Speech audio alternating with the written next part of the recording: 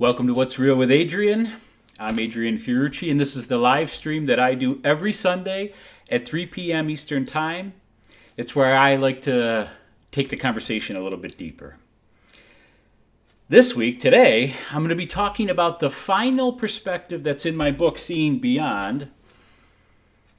It addresses probably something that is incredibly tangible, or in other words, everyone experiences this and is probably acutely familiar with it, whether we like it or not. Last week I said this is going to be the conversation that's going to be the deepest I ever go. This is probably going to be the one that hits in the gut the most, because I'm going to be talking about fear.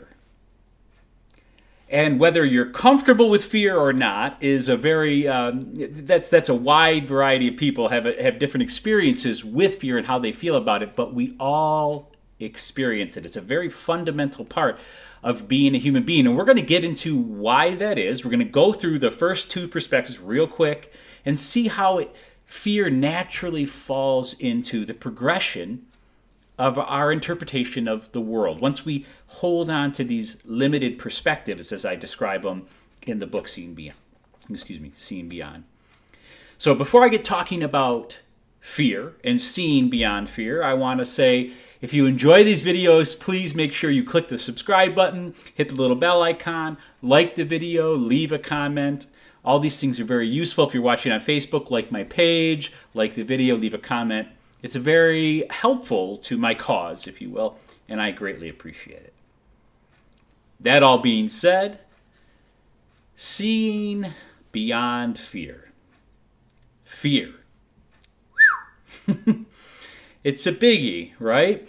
In the description on YouTube and Facebook, I think I describe it as being potentially the most influential emotion that we have. And that's because so much of what we do or don't do comes from or has to do with our relationship to fear, our experience of fear. As I also said in the description, it varies so widely that fear can be the reason why you pursue your dreams, but it also can be the reason why you avoid them or you don't pursue your dreams, right? That's how big of a difference we can have, or how big of a different way that we can have of dealing with fear. But either way, quite often, it is the root of why we do what we do or don't do what we don't do, if that makes sense. So I want to take a couple seconds here to go over, mostly for the sake of clarity. If you haven't watched the other videos, I highly suggest that you do that. I will link up that after I'm done with this, and I can edit it. I can put in the little link here, and it'll pop up, and you can watch the first one where I talk about perspective 1, and then you can watch the one where I talk about perspective 2. Perspective 1 is when we believe in our senses, that we believe that our sight, the way that we see, hear, taste, smell, and touch things, that's actually how they are. And that is who we are. This seeing, this touching, this tasting. And as I explained, hopefully fairly lucidly in that video, it doesn't end up being that accurate, right? It's a very limited way. When we think that's who we are and that we're actually perceiving the world the way that it is, it's not true. But when we do that, which we all do, it's kind of a difficult thing to not do because it feels that way, right? But when we believe in our senses and that's who they are and that they're accurately giving us a representation of reality, the next thing that happens, this is what I talk about in the second video, is we feel separate. As I said it there, I said, I'm in here and everything else is out there. That's the feeling we get when we believe in our senses. And that this table is separate from me. That's the experience I have. But as I talked about in last week's video, nothing could be further from the truth. It's a very, very limited way of experiencing reality. In fact, it's so limited that it's just straight up not true. I summarize that by saying, though I am not you, or though I am not the table, I am not separate from the table. Right? So I'm acknowledging that there's some sort of experience that feels separate, but I'm not. Though I'm not this thing, I'm not separate from it either. So this is the second thing that happens when we believe in our senses. All of a sudden we have this experience of feeling separate. And I also explained it as feeling, we get a sense of isolation. There becomes a chasm, I think is the word I used. And this gets to be very important because now we're getting into what we're going to talk about this week. This chasm, this distance that we all of a sudden start to experience with reality is a void in a strange way. Like we've created, and here's the thing, we've created it, right? Just like the sensation of separation, it's not true, it's not real. So is this distance. This distance between me, I'm in here, and everything else is out there, is an illusion. I was trying to think of a way I could talk about it. It's like to try to get some sort of visceral feeling to this. And I'm not totally happy with this, but I'm going to say it. It's kind of like the experience of looking at a fan when it's running, right? And you look at it and it looks like one big massive wheel or something, right? It's like it creates this illusion of one thing. And even if you try to stick something in there, it comes out that way, right? You feel it as something that is one. But of course, we know if we slow the fan down, there's 3, 4, 5 blades there, right? But there's an illusion created from that movement. In a similar way, from the movement of our mind, there's an illusion created of separation. And once there's this distance, this void, this illusion, we all of a sudden have this other strange reaction. What comes to fill in this void is fear. Fear is the natural response to the sensation of feeling separate. When I'm separate, I'm all alone. I talked about this last week too a little bit. I said, it starts to become some sort of feeling of it's me against the world, right? That's that kind of first reaction to fear. And depending on who you are, this is what I was saying too, depending on who you are or how you go about things, your personality type and things like that, can determine or will determine how you deal with that feeling. If you're a really extroverted, outgoing type, you might try to control reality as a way of dealing with this fear, right? If you're a quieter soul, if you're somebody who's a little slower in your way of doing things and the way that you go about it, if you feel more, what's the word I want to use? If you feel more in touch with a certain element of life and not another. In other words, if you feel in touch with a lot of the information, a lot of the sensation of life, that can become overwhelming, and that fear will rule you, and you'll retreat, if that makes any sense. That'll be your response to the same stimulation. Another way I always like to talk about this is that whole roller coaster ride, right? Some people love roller coasters, and some people hate them. What's the difference? It's the same ride. It's the person's interpretation of it, if that makes any sense. So fear comes in and fills this void, this illusory void. Now, I've started right at the heart of the issue, but I want to back up a little bit because let's back up to talk about what the sensation or the experience of fear is like.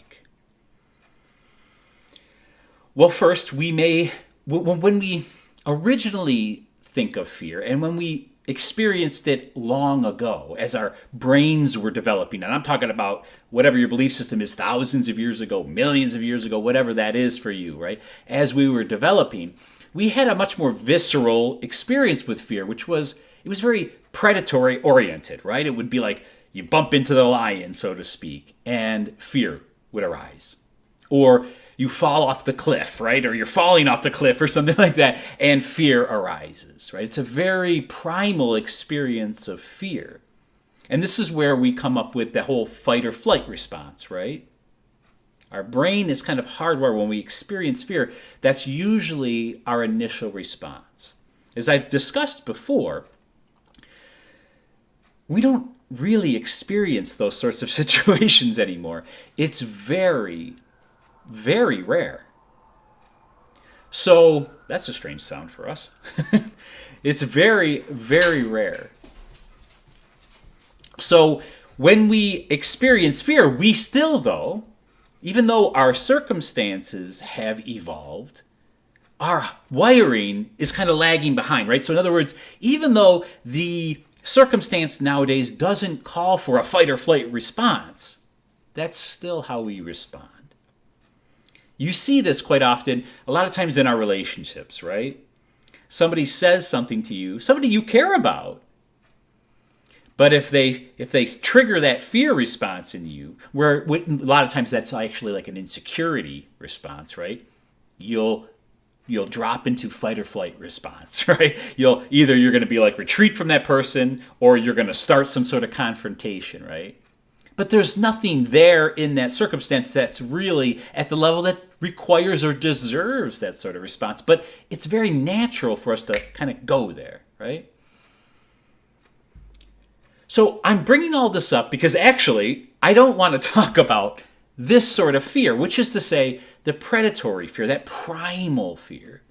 It's not really something that we deal with anymore. It's very rare that we find ourselves in those circumstances. And when we do, like say we got in a car accident, that is not so much fear as it is a situation to deal with. We don't sit around, there's no time to sit around fearing a car accident when you're in one or it's about to happen. Does that make any sense? This is the same thing. I've talked about this before about anxiety. You don't experience anxiety in those situations. You don't have time to. Fear in our life now is more about some sort of mental rumination, right? It's some sort of mental energy. And this mental energy is created by this void that we feel, this distance that we've created by feeling separate from the world. This is the core reality to fear. If you start to look deep into it, no matter what the fear is, there's many layers, but I'm going to skip because we could talk about this forever, actually, right? Such a subtle and nuanced subject, such a deep subject for us as human beings. But if we skip a couple of the simple layers, which we just talked about, right? Some of that basic, more primal fear, and we start getting below that, the surface of that, we will find that uncertainty lies at the base of every one of them. If you have a physical fear, if you're sitting around worrying about that, like, I don't want to bring up anything too negative to somebody, but if you're sitting around worrying about the COVID virus, there's the problem with it, right, is the uncertainty that you don't know what's going to happen. Matter of fact, the very first live stream I started doing was all about that. It was about COVID, and I shared some of the experiences I had had, and I talked about the fact that uncertainty is almost the environment in which we live. Life is uncertainty. So if we're fighting against that, we're fighting against life.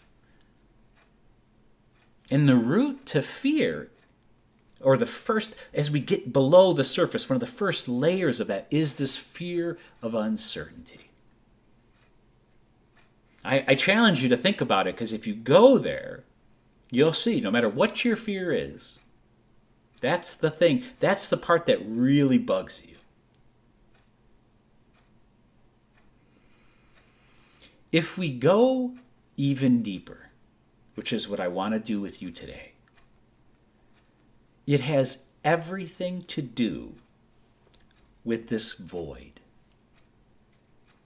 Fear is nothing more than a sense of lack. You're sensing in fear, when you experience fear, you're sensing its essence, its core is a void, is a lack. It's a feeling of something's amiss, something's wrong, something's missing. And that comes from where it comes from, if you will, when we separated ourselves from reality, which we can't really do, but when we have the experience of that, we created this distance, this void, and fear came in and claimed it. So the essence of fear is this void. It also means, of course, that it is an illusion. And I know that that's very hard to hear if you're in the grip of fear. And when I say something like fear is an illusion, I'm not saying that your fear isn't real. When you're experiencing fear, it's real. That's your experience. Do you understand? But the core of it, it's like you're experiencing the fan as a solid object, right? You stick something in there, God forbid your hand or something, and it's real. You're experiencing it that way. But if we go deeper, we'll find that the essence of fear is this void. That's also why it's sort of endless in a certain way. I pray that there isn't a single person here watching this video who's ever experienced fear at this level, because this can be an overwhelming experience of fear. You can feel the void nature of it.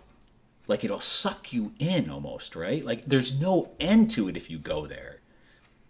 Because the fear, who is it? It's I just put it in, I put the quote, it's Roosevelt, I believe, right? That there's nothing to fear but fear itself. It's sort of what he was trying to talk about, right? Like if you get into fear, if you start entertaining fear, that's a dangerous thing. Because it's like this feedback loop, right? And it just feeds on itself. It's this endless cycle of fear. If you get under the grip of fear, if you're somebody who's actually developed a phobia, you're more than likely to develop more than one. Because once you start to do that, you start to get sucked into this void. Now, and as I'm trying to say and express, because I would never want to trample on anybody's experience, that experience is very real. But the core to it, slow the fan down. And the reality is, there's nothing there in a way. This distance, this void, is created from our movements of our minds. It doesn't actually exist in reality. It's like, I can't remember who said it. Show me a bucket of fear, right? Bring me a bucket of fear. Somebody said, I can't remember. I think it might have been Wayne Dyer or something like that. You can't, right? How are you going to manifest fear? Now, you could say, well, I'll bring you a bucket of snakes. Well, I'm not afraid of snakes, right? You see it? It doesn't exist. It exists here. And it exists the moment that we believe our senses, have this sensation of separation, and then it's very easy to experience fear. This is the core. It is important to see this because I'm a firm believer in clarity. Right? If you don't understand something clearly enough, if you don't see it clearly enough, you have no ability to be free from it. If you never slow the fan down, you'll never see the blades, right? Slowing the fan down is a metaphor as I'm using, is gaining some clarity, is trying to see, okay, what is he talking about? Is there any reality to what he's talking about? I'm encouraging you to do this, obviously. Take a moment, start with the fight or flight. That's kind of why I went in that order, right? You can look at that. Most of us can see that. It's not too hard to understand. Then face the fact that we don't really experience those things anymore like that. We're not bumping into lions. Even the person at our job that we think is trying to take our job is not a lion, okay? It can feel that way, but that's not the reality of it. It's important to start to see that. Right? It's not as life and death as we can make it feel sometimes. That's a creation of our mind, a lot of mental activity. Then the next level is, what I'm really afraid of is if I lose my job, my life becomes more uncertain. Right? It's that uncertainty. And if I'm really even clearer than that, I have this sense that everything won't be okay, that there's a lack, that I'm going to fall into this void. How do you dig your way out of that hole? That's what I want to talk to you about today. Well, I already started to say, right? The first is clarity. If you can see or sense what I'm talking about, that's the first step. The fact that you can't deliver me a bucket of fear. It doesn't exist except here, right? Okay, so it exists here. This is good news, by the way, because that means it's your problem. My friend was just saying this to me, and I really loved it when he said it, right? It's your problem. That's a good thing, because that means you can do something about it, right? So it's here. It comes from the succession of events, right? Believing our senses, feeling separate, experiencing fear. The first thing to realize is that this void, this separation, is not real. I'm not going to get into the details like I talked about why separation isn't real. You should watch that video if you haven't watched it. I want to talk more about how we can dig our way out of this hole, if you want to put it that way, of fear, of this void. The first thing is to gain clarity about the fact that this isn't true. One of the ways I would start to talk to you about this is that this sense of lack doesn't exist. One of the most, I keep using the word visceral, one of the most physical ways you can experience it, right? One of the most real ways you can experience it that I talk about in the book is that you don't beat your heart. You don't breathe your lungs. That if I were to say to you, okay, look, I'm going to stop the function of your kidneys right now, okay? But that's okay. Don't worry, because I just want you're going to take over, okay? I'm going to stop the functions of your kidneys right now, but don't worry, no big deal. You take it over. I just want you to consciously run your kidneys just for, a couple hours. You wouldn't know how to do it. That's because you don't do it. What am I trying to say? It's done for you. This is done for you. The air you breathe, you don't create it. The food you eat, okay, yes, we work hard for it now, but it's provided naturally. We don't grow tomatoes. We're growing tomatoes out here. We don't grow tomatoes, right? We have our little part to play, but they grow on their own. I don't know how to grow a tomato. I don't know how to make a tomato grow. How about this one? I love this one. I can take a tomato and eat it. Wonderful, wonderful experience. I have nothing to do with what happens after that. And a miracle happens after that. What happens after I put it in my mouth, chew it up, enjoy the flavor, and it goes down into my body is that some miraculous form happens where it turns that tomato into me, into this person who's sitting in front of this camera talking to you right now. I don't do that. You don't do that. It's done for us.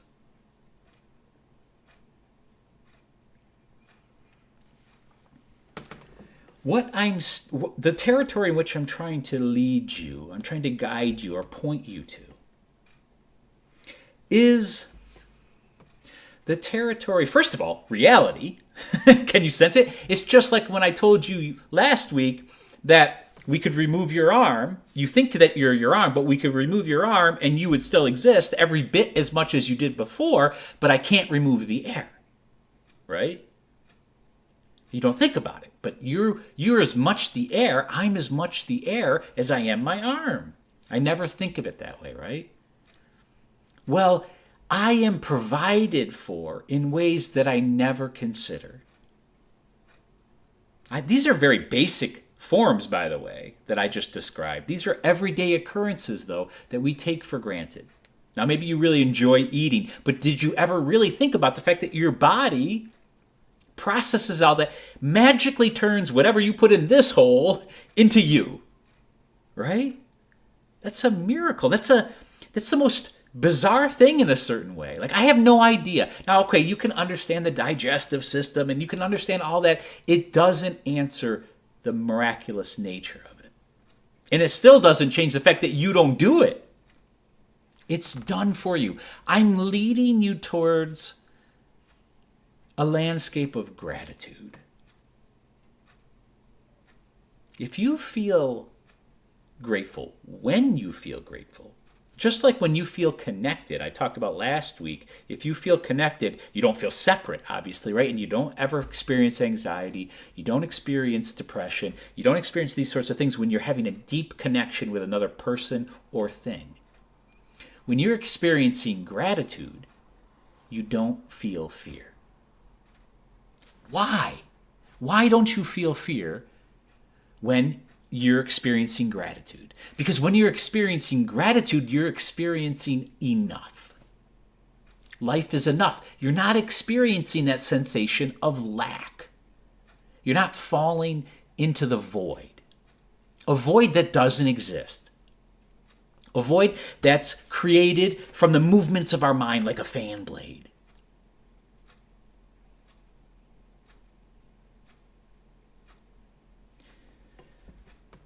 Gratitude is a wonderful tool. You know, it's talked about and highly praised. It's almost gotten to be, overused in a certain way. Not that you can do it, but it becomes a trick in a way, right? We, talk about some things we're grateful for and we feel better for a second. And that is useful. I'm not trying to disparage that. But I'm hoping that you really heard what I said, because I'm talking about it at a whole different and deeper level. Because if you go deeper into gratitude, into the level at which I'm talking about, you'll start to realize not only are you grateful, not only are you provided for in a very fundamental and powerful way, you are gratitude. You are connection, unity, to go back to that last week's. You are, backing up through these perspectives here, you are not just your senses, but sensing. The thing that makes the whole thing work. You are it. Go deep enough into gratitude, and you don't even need to be grateful in a way, because you are gratitude. You experience this, and you don't experience fear anymore. Or, I shouldn't say that. Let me back that up. Let me reel that in. This brings up a whole other element that I actually wanted to talk about. You can experience fear. There's nothing wrong with fear, by the way. I actually meant to talk about that sooner, but here we are. There's nothing wrong with fear. Fear is very useful sometimes, right? This is the primal reaction. That fight or flight thing has a place, and especially had a place.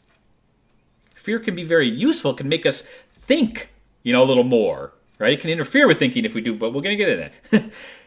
Fear can give us a moment to pause, right? Because it's not just fight or flight, by the way. It's freeze. That's another possible response, right? Freeze, fight, or flight. Those are the three responses that fear can trigger. That can be useful. We can take a moment to evaluate. There's a million. We can avoid things that are harmful because of experience of fear. We don't want to just run off the cliff, as silly as that may sound, right? So fear isn't the issue, and you won't totally stop experiencing fear. That's not accurate, actually. You'll stop experiencing the fear of fear. This is also maybe what Roosevelt meant when he said there's nothing to fear but fear itself, right? He's talking about the second layer. Can you see that? There's two layers here. The first one's fine. You experience fear, an adrenaline rush. Whoa. That's okay. If you know how to deal with it, if it doesn't rule you, If the fear doesn't own you, that's okay. You have an experience like any other experience. It comes and it goes. It's when you're afraid of fear, when you have a fear of fear, that's when it becomes an issue. That's when it either motivates you to do something more that you maybe should or shouldn't do. In other words, this is why you pursue your dream, because you're afraid. You don't want to be like your father, right? Who never pursued his dreams or something like that. You see what I'm saying? Or you don't want to be. You're afraid of being like everybody else, and this is your driving force. Or you're afraid of experiencing fear, the fear of fear, so therefore you won't pursue your dreams. See, it's the second one that starts to own us, the second level of fear. I want to say that there's nothing to fear, even fear itself. That's how I would say that quote.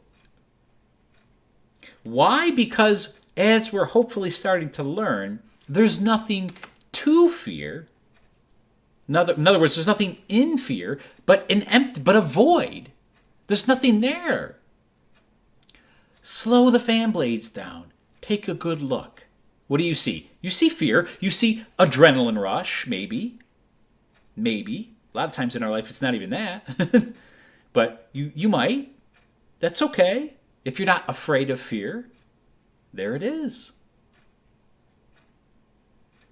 The only way you can have that experience the way I just named it is if you feel enough. In the book, I call this your authentic personal power. When you have a sense of your authentic personal power, not force. Force is that one that said, I'm going to... By the way, there's nothing wrong with pursuing your dreams. I don't want to make it sound like there's something wrong with that. I just want to make sure that's clear. But when that pursuit has you, when it's compulsion, do you see it? That's when it can be an issue. Because that's owning you. That's pursuing you, so to speak. You're not pursuing it almost. You see it? Because you're trying to avoid something, this fear. When you're doing that, that's force. You're forcing something, right? If you're trying to if you have this deep impulse or desire or calling to follow your dream, but you don't do it because you're afraid of the fear, of the uncertainty, that can be force too, right? Because you'll force it away. You won't do it. You'll push. You'll hide. You'll run. If you have a sense of this thing I call your authentic personal power, which in a very strange way is a sense of the fact that so much is provided for you. That's what I was trying to point to when I say that your body functions on its own for the most part. And even though it is your job to stick something in this hole, right, to eat, you don't digest it. You don't consciously do that. You don't know how. It's done for you. Whatever you put in your mouth, you didn't create. I don't care what you think. You even bake a cake and it's not, you played a part, right? But where did it all come from? It was given to you. It was provided. When you get in touch at this level, you start to sense that you are supported. This feeling of uncertainty becomes less problematic. Because, by the way, this fear of uncertainty, okay, I see I got a question. I'm going to finish this sentence. We'll get to the question.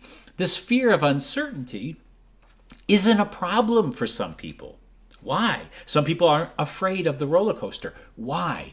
Because they have a sense of this thing of authentic personal power.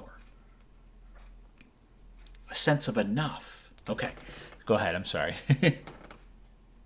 It seems so rational to have fear when you solidify how uncertain life is.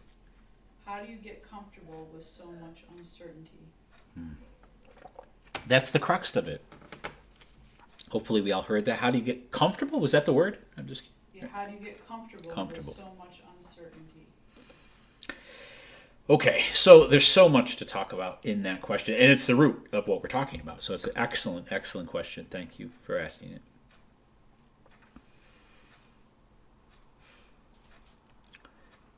So the part that gets to be when it's and I'm really not a fan of tips and tricks, right? That's a big saying these days, life hacks, kind of thing. But that's how people will use gratitude a lot. That's how it's used a lot, and it's okay. It's a step in the right direction. So I'm not trying to talk bad about anybody or anything like that. I just like to go deeper because if we understand how that works, why that works, it's much more meaningful. And why am I saying this? To be comfortable with uncertainty is probably not going to happen if you're focusing on uncertainty all the time. Do you see it? So that's a big part of it, right? You have to have some sort of, and that's what the trick of gratitude does. It shifts your focus. Can you sense that?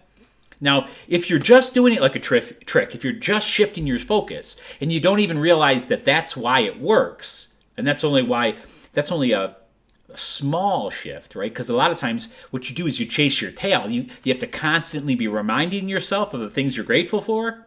That's a drag in a way, right? I mean, it's not, but it's a lot of work. It's energy. And what you'll do is you'll find that you're getting tired of it. That's because you're not actually touching deep enough. You're not going deep enough into what I was just talking about, which is the root of gratitude. You don't need to do anything in a way. It's useful to do it for a while to accustom yourself to the fact that there's so much to be grateful for. But the moment that you really see clearly that you're supported,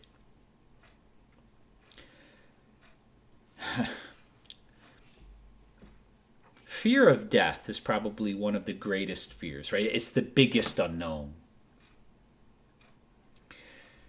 If we can conquer the fear of death, if we had no fear of death, so much of fear, period, would fall away. Now, I'm not talking about, there's two things I want to say about. I'm not talking about a willy-nilly adrenaline rush junkie kind of, lack of fear of death. They're just chasing a high. That's not what I'm talking about. And I'm also not talking about the kind of fear of death that comes because you've manifested some sort of certainty that you know what's going to happen after death. I'm talking about being okay or not having a sense of fear of death without knowing what's going to happen after death. This is looking death, this is looking uncertainty in the eye. This can only happen when you start to realize, sound like a beating the same drum, right? You are not your senses. This is the fear of death because you only identify with that. And thought. We haven't talked much about that, but was there another question? No, I'm sorry. I thought you just raised your hand. Sorry. We haven't talked about that much. I'm thinking about next week, actually. I think I'm going to talk about seeing beyond thought, just to take this one more step here, even though it's not exactly in the book like that. I talk about it, but anyways, looking death in the eye, looking uncertainty in the eye means realizing that you are more than your senses. If you can see that, now, by the way, that doesn't answer what happens after death. I have personally no idea what happens after death. How could I? Nobody's ever gone and come back, and I know that lots of people have, but they're here, so there's something that's a little bit of a misnomer, because the actual definition of death is no more, right? Here, no more. So I don't know.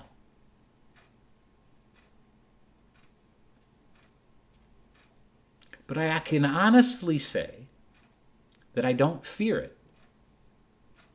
Why? Because the perspective at which I'm at And this is what we're talking about, right? This is the whole point of seeing beyond perspectives and broadening, expanding our perspective enough, gaining enough clarity, seeing reality more for what it is. Nothing in reality shows me anything that I should fear about it. Why? Because nothing is ever lost. Not completely. I know that can be, it's like the law of thermodynamics, right? I love that about science. It's like one of those examples of when science comes around full circle and kind of approaches religion or spirituality all over again, right? It's like you can't destroy energy and you can't create it. It's never lost. It just, everything is in a continuity. Everything is in the act of becoming. So I never personally have a sense of that. Now, I just actually wrote a blog about death because I experienced the loss. It's very similar to though I am not you, I'm not separate from you, though I am not the table, I'm not separate. There is an experience of loss with death, right? Because this person is no longer here. Their body is no longer here. But something lives on. I didn't link it. I think I'm going to link it now. If you're interested in reading that blog, I highly recommend it. I talk about this experience of, I'll miss their smile. I'll never see their face smile like that again. But when I really go there in my heart, and I even feel the pain of it, right? Because to deny the pain of their death, of their is to deny my love for them. The reason that it's painful, that I feel the loss, is because I loved them. But in that, I recognize that their smile lived within me always. When I experienced their smile, it was in a weird way. It was them triggering something in me. It's like I said last week, you've never had an experience outside. All your experience is inside. My grandmother was one of the people I was talking about. And though I'll never see her again, I realized that her smile lives within me, and it always did. When she smiled and it made me lighten up, she was triggering something that already existed in me.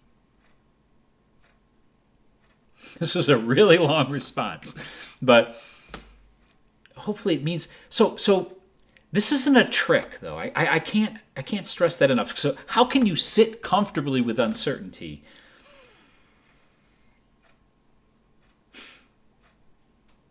It takes some work, actually. It takes some work. I talked about this a little bit last week, too. It's a peeling away process, my friend. You're not going to just do enough life hacks to stumble upon it, You have to do some deep inner work. You peel away some of these illusions, some of these limited perspectives.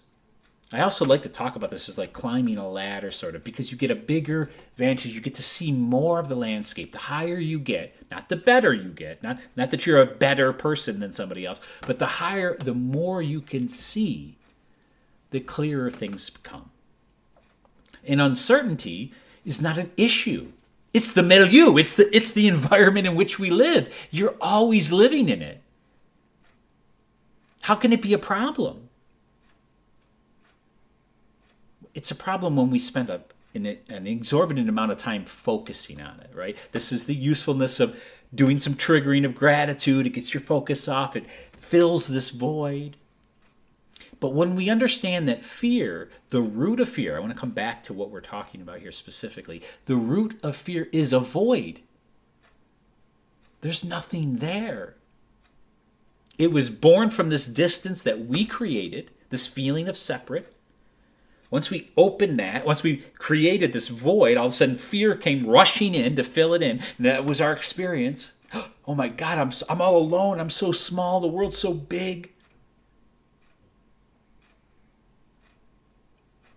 None of that mattered before. Did you see it? None of that is real. You're not separate. There's nothing to fear. Fear exists. It does. But it's how does Roosevelt say it? The only thing to fear is fear itself. The only thing to fear is there's nothing to fear about fear. I hope this is clear what I'm trying to say too, which is that fear is fine. It's a human experience. It's not the funnest one. You're going to have it. Don't be afraid of fear.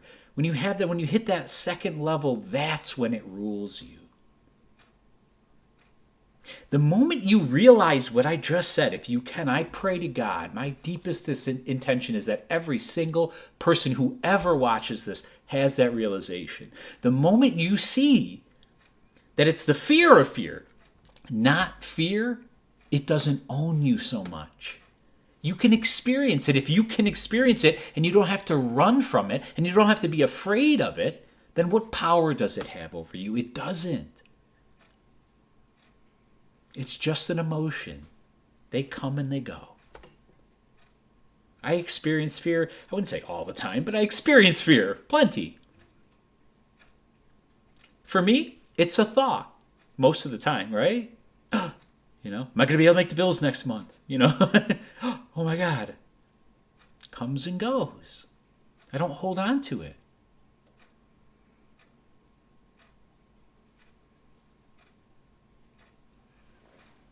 Oh my goodness, I did it again. I really ran over time.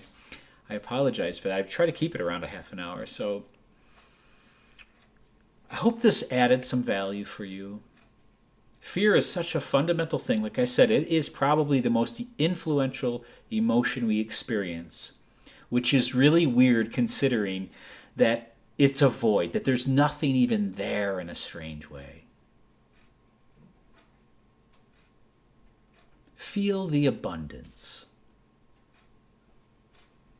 When you feel a lack, you're off course, right? Like so you're not reading the tea leaves properly in a way.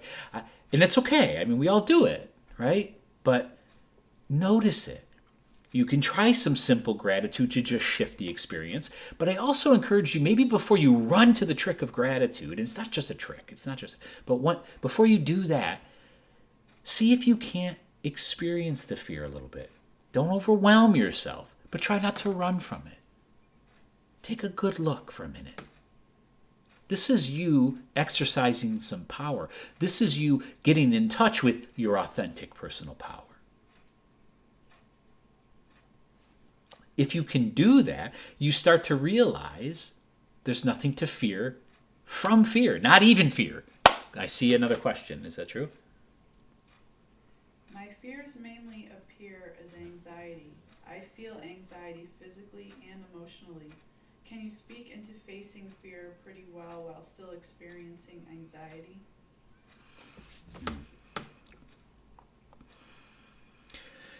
Okay, that's a big one. So we're dialing in a fear of anxiety. Okay.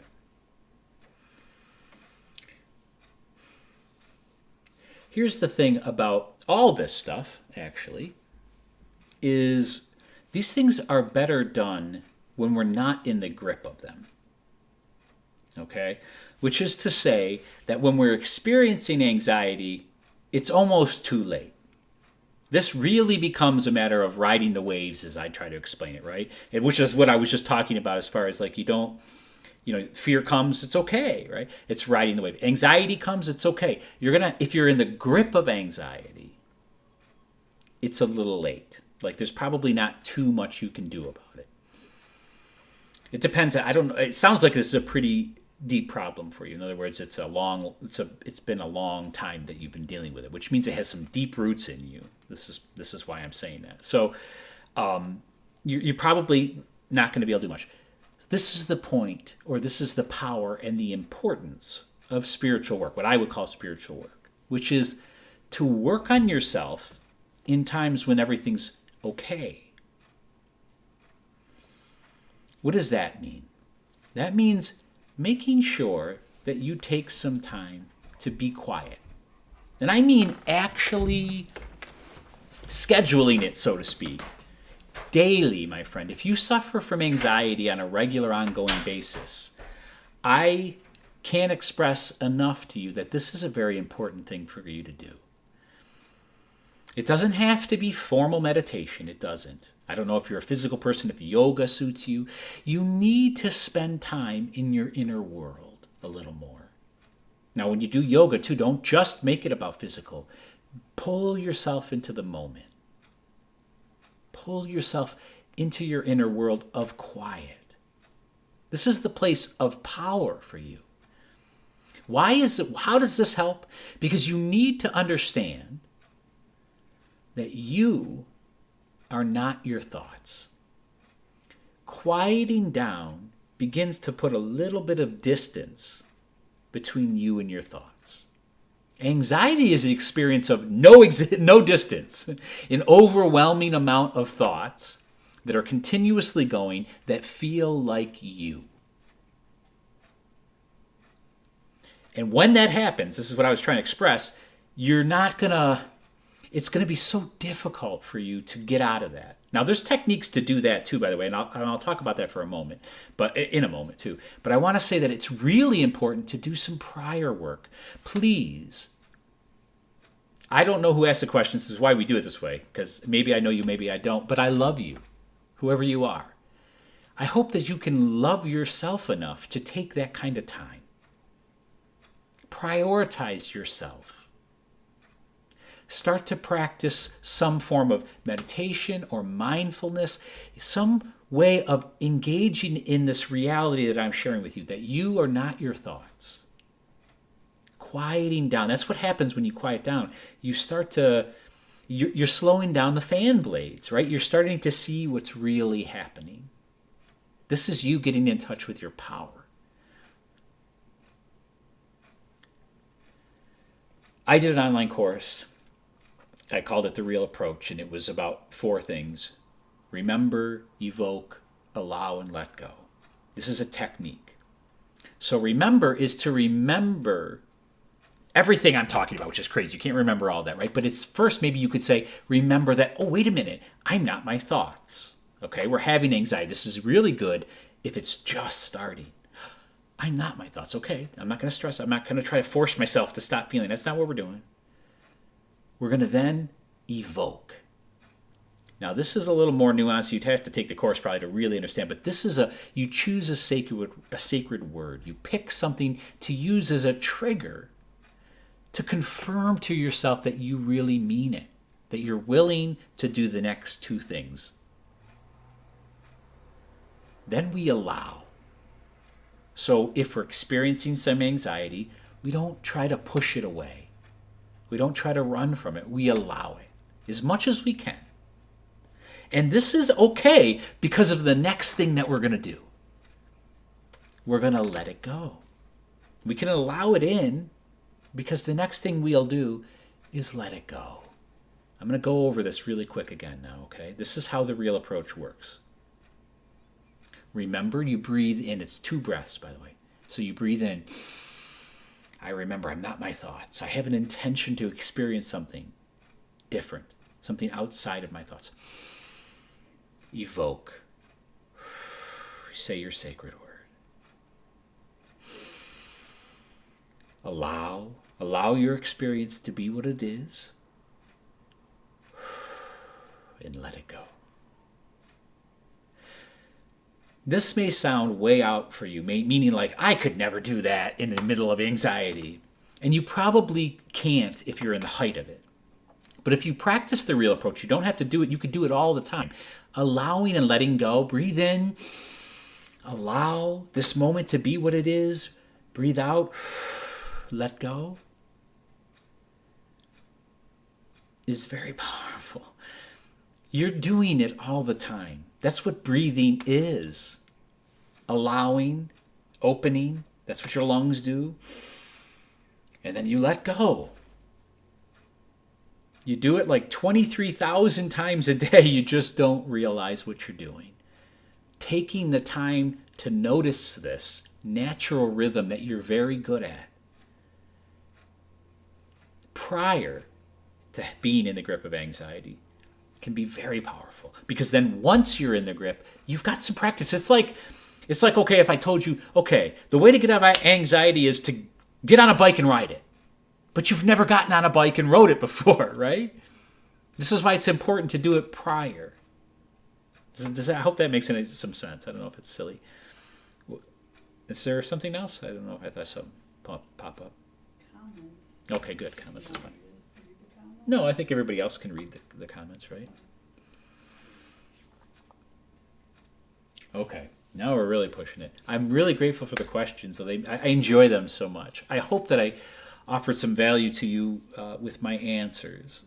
Anxiety and fear are very powerful experiences. I never mean to diminish that, like to make light of it either. They're challenging. But you can see beyond them.